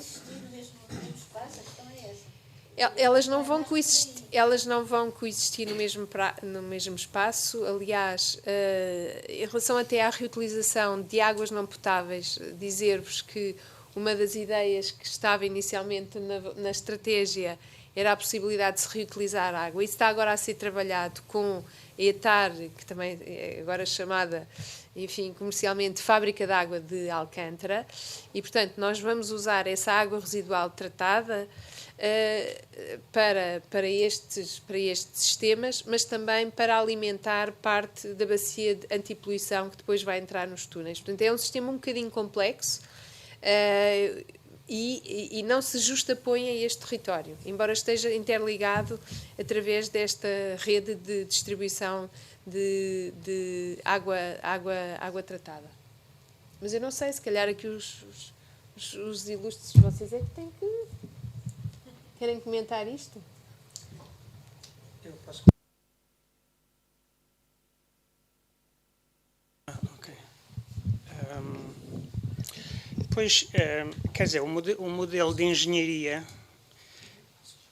se nós reportarmos ao pós-guerra do século XX e todo o crescimento e a ideia de engenharia e a exibição da ideia de engenharia era uma ideologia, não é?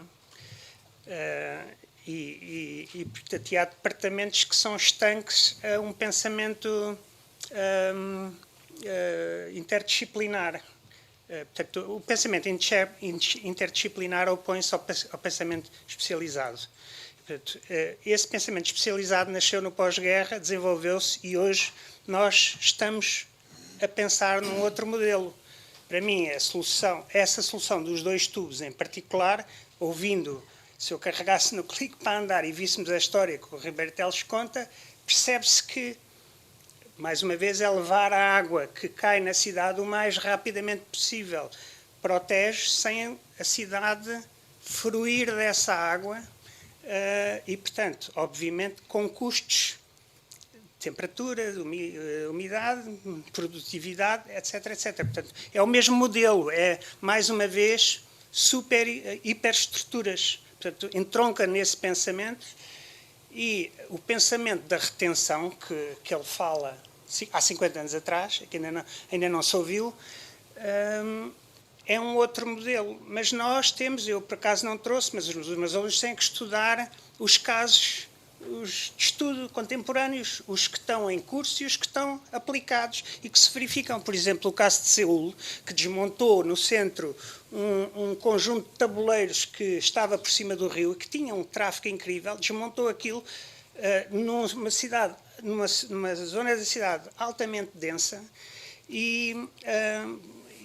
portanto, fez uma inversão brutal, baixou 5 graus a temperatura nos picos e o teor de umidade alterou-se completamente, teve um impacto económico gigantesco naquilo que é as suas margens, no que se passa nos bairros, no desejo de viver naquela zona. Quer dizer, o caso está todo e está muito bem medido, porque é a coreana, não é? Eles não brincam, medem aquilo tudo, e nós temos os dados todos disponíveis e podemos extrapolar para o potencial da cidade.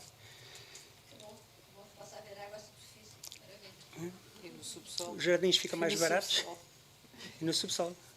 Eu acho que é inequívoco que nós só conseguimos trabalhar e chegar a estes resultados, até com projetos que já estão concretizados fisicamente, porque há de facto aqui um grande trabalho interdisciplinar entre várias áreas de conhecimento e muitas vezes, não é, nós tínhamos esta ideia que de um lado estavam os verdes, não é, o exércitozinho dos verdes, e do outro lado estava o exército do urbanismo, não é?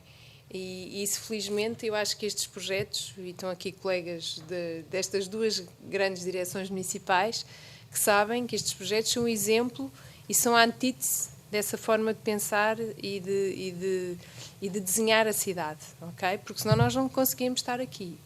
E realmente podemos falar de muitas coisas, eu até tenho esse desprendimento porque não estava cá na altura a trabalhar, mas, por exemplo, Lisboa já tem, neste momento, um instrumento, que é o Plano Diretor Municipal, onde estes conceitos já foram consagrados e que nos vão permitindo. Agora diz-me assim, bom, mas realmente, em 2000, eu não sei quando é que o PDM foi publicado, alguém me acuda? 12?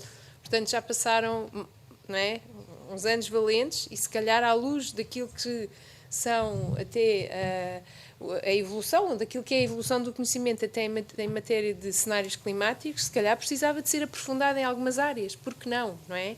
Mas é um bom ponto de partida e, portanto, eu acho que os exemplos que aqui foram dados já, eu diria que exaltam esse esforço, e não penso que é fácil, não é?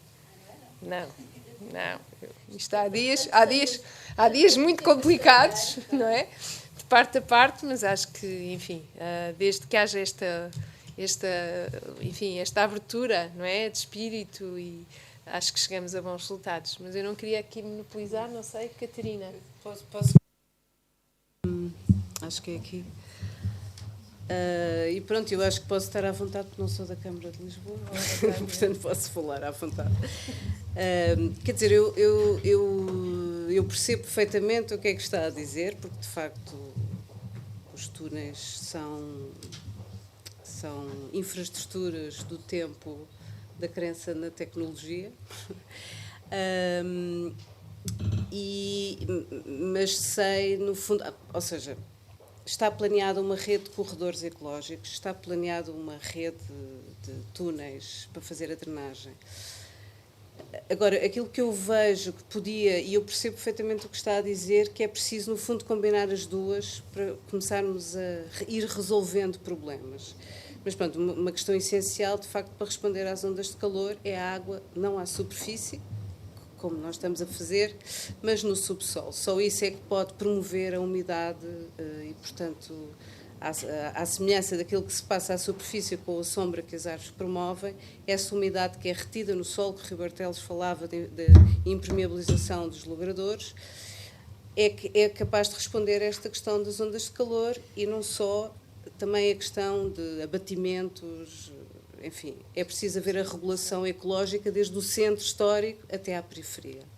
E, portanto, aquilo que eu achava que era super interessante aparecer era uma rede de drenagem e uma rede de bacias de infiltração, depósitos de infiltração, que vejo, talvez possa estar a ser injusta, mas vejo de alguma forma a serem vistos aqui e ali, consoante a oportunidade, e não de uma forma sistemática, como o plano de drenagem, que pensou de uma forma mais inteira uma resposta para a cidade. Só corrigir aí que o plano de drenagem que está associado a estes grandes túneis também construiu nos nossos parques grandes bacias de retenção que são obras de engenharia. Só que à superfície, só que paisagisticamente nós tratamos essas bacias, tu chegas lá, não dás pela bacia, mas ela está lá e tem capacidade para reter a água da cheia dos 100 anos, do Val da Ameixoeira. No Val da Ameixoeira nós temos uma bacia feita pelo plano de drenagem, por engenheiros que calcularam para as cheias. Vamos lá ver. Eu acho que realmente a oportunidade de fazer um grande instrumento de planeamento como é um PDM, muitas vezes mobiliza, não é? Estas várias áreas de conhecimento e, portanto, das plantas que eu já vi, nós temos uma planta com a especialização de sistemas úmidos, as bacias de drenagem, etc. E, portanto, foi a partir dessa matriz biofísica também que depois se construiu um plano geral de drenagem que tem muitas soluções de base natural e por isso eu volto àquilo que eu estava a dizer no princípio. Elas podem não ser tão, enfim, ter tanta notoriedade como os túneis do Plano Geral de Drenagem, mas elas são muito, muito eficazes. Eu não tarda nada, vou mesmo buscar o telemóvel e entram todos no grupo de bacias de retenção para verem, não é? Porque nós até temos, e depois um ia visitar, chovia copiosamente, e um todo, parecia um tolinho a dizer vejam esta e tal, porque aquilo são vídeos, não são só imagens, ok? E de facto as coisas funcionam, mas desculpa.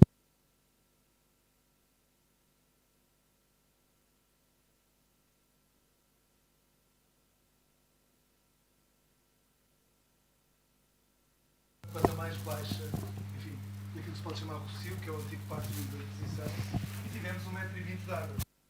Este ano, portanto, a bacia de retenção não funcionou.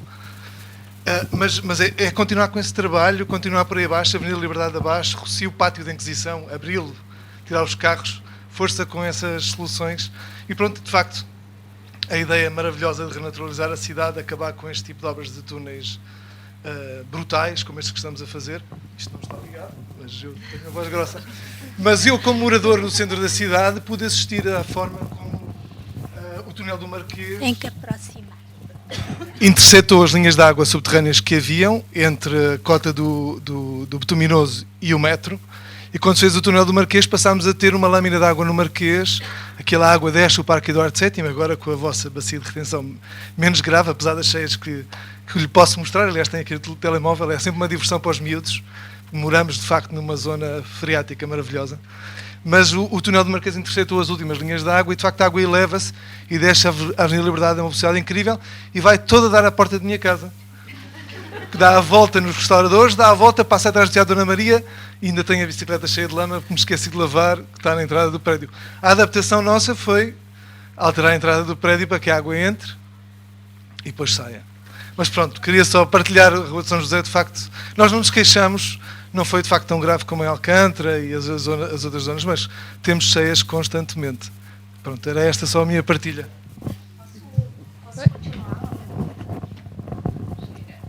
É só, então, falando das bacias de retenção, eu sou aluna da Universidade de Lisboa, do curso lá de doutoramento de urbanismo, mas eu sou bióloga, não sou arquiteta, e me causou estranheza quando eu vi sendo construída aquela bacia de retenção lá em cima.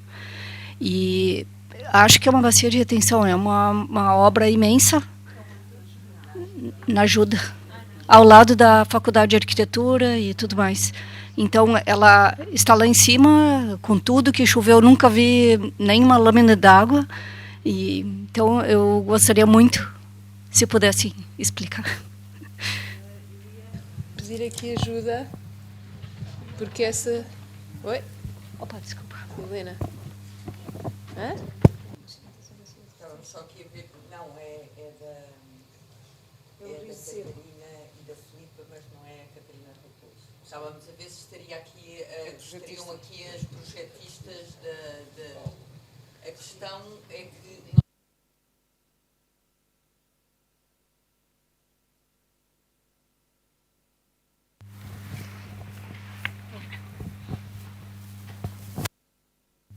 Precisamente nesse grupo das bacias de retenção e pós os eventos pluviométricos de dezembro, por sinal, o Rui, a Paula e eu deslocámos-nos a Monsanto para vermos os estragos causados pelas cheias, porque não queríamos acreditar, até porque defendendo como defendemos as massas verdes, não queríamos acreditar no que realmente verificámos lá, não só em termos de água, como em destruição. As encostas de Monsanto, embora arborizadas hoje em dia e densamente arborizadas, são muitíssimo inclinadas, e a prova é que no Vale de Alcântara temos declives de 30%, em Monsanto eles são por vezes maiores. E a infraestrutura cinzenta não está perfeitamente adequada, e houve valetas inteiras desde quase do cimo de Alcântara Monsanto até cá abaixo completamente destruídas, e os vieram por aqui. E dizer que, embora seja estranho, se aquela bacia captasse toda a água que ainda assim lhe cai a montante, é precisamente essa água que não chegaria cá abaixo aos outros sítios dos outros vales, nomeadamente o de Alcântara, porque toda aquela bacia drena para aí. Portanto, ainda que ela possa não estar cheia, as bacias de retenção não têm como objetivo estarem cheias, essa bacia está calculada para reter as águas que vêm também da parte de cima de Monsanto.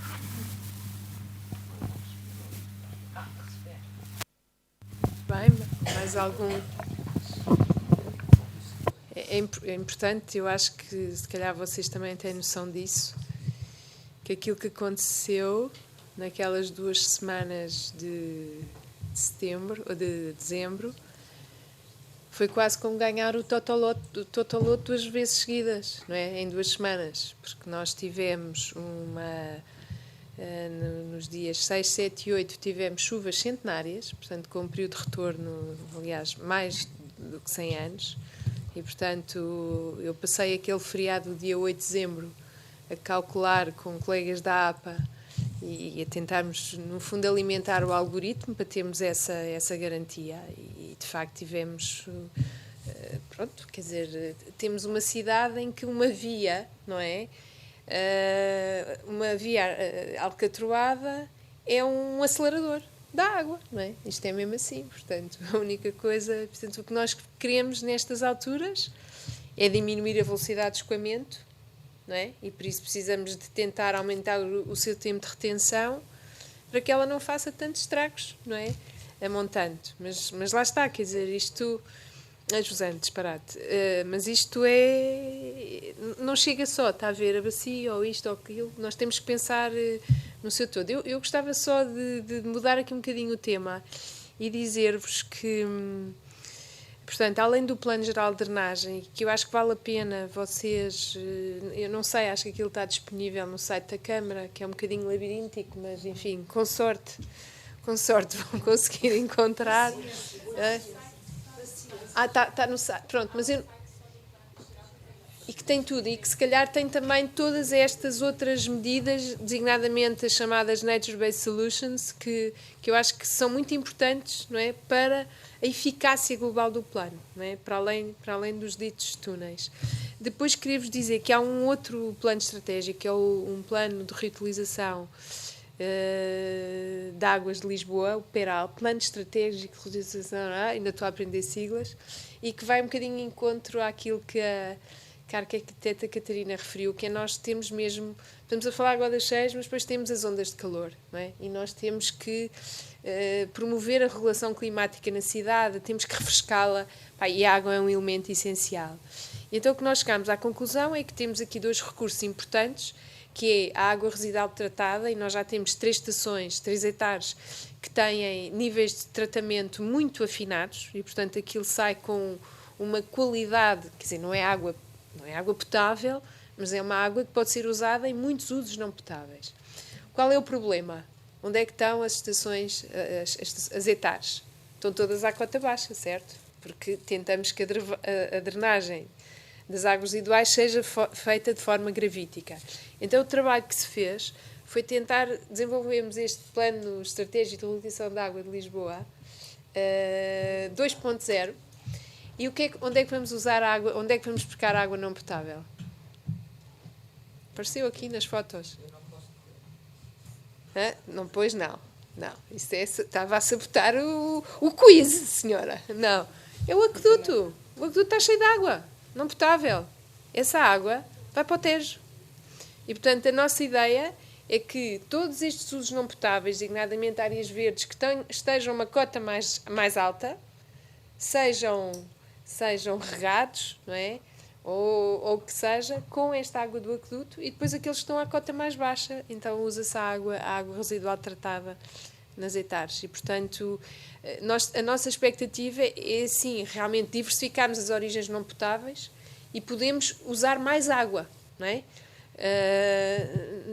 E usar mais água é também gerir com um contexto de escassez, de seca e de escassez, não é? Que é aquilo que também vivenciamos agora no nosso país. Portanto, dava-vos também só mais essa nota. Ou seja, vamos ter um bocadinho mais de matéria-prima para poder trabalhar e também dar um bocadinho de corpo a estas ideias do professor Gonçalo Ribeiro Teles.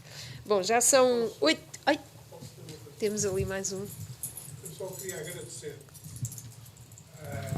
a série de brutalidade, desculpa a expressão, de conhecimentos que nos foram dados nestas 2 horas que estivemos aqui. Eu fiquei completamente espantado e já explico qual é a razão do meu brutal espanto sobre a capacidade de conhecimento e as novas formas de interpretação das coisas, porque o meu trabalho de final de curso no 6º ano de arquitetura há 50 anos foi o bairro da Liberdade. Imaginam a minha cara olhar para estas coisas todas com o trabalho que eu fiz no bairro da Liberdade há 50 anos. Portanto, fiquei completamente espantado. Muito obrigado pela vossa transmissão de conhecimentos e pelos conceitos, novos conceitos que estão a introduzir. A única coisa que eu tenho pena é que isto não possa ser reduzido a uma coisa que seja transmissível para a população de Lisboa.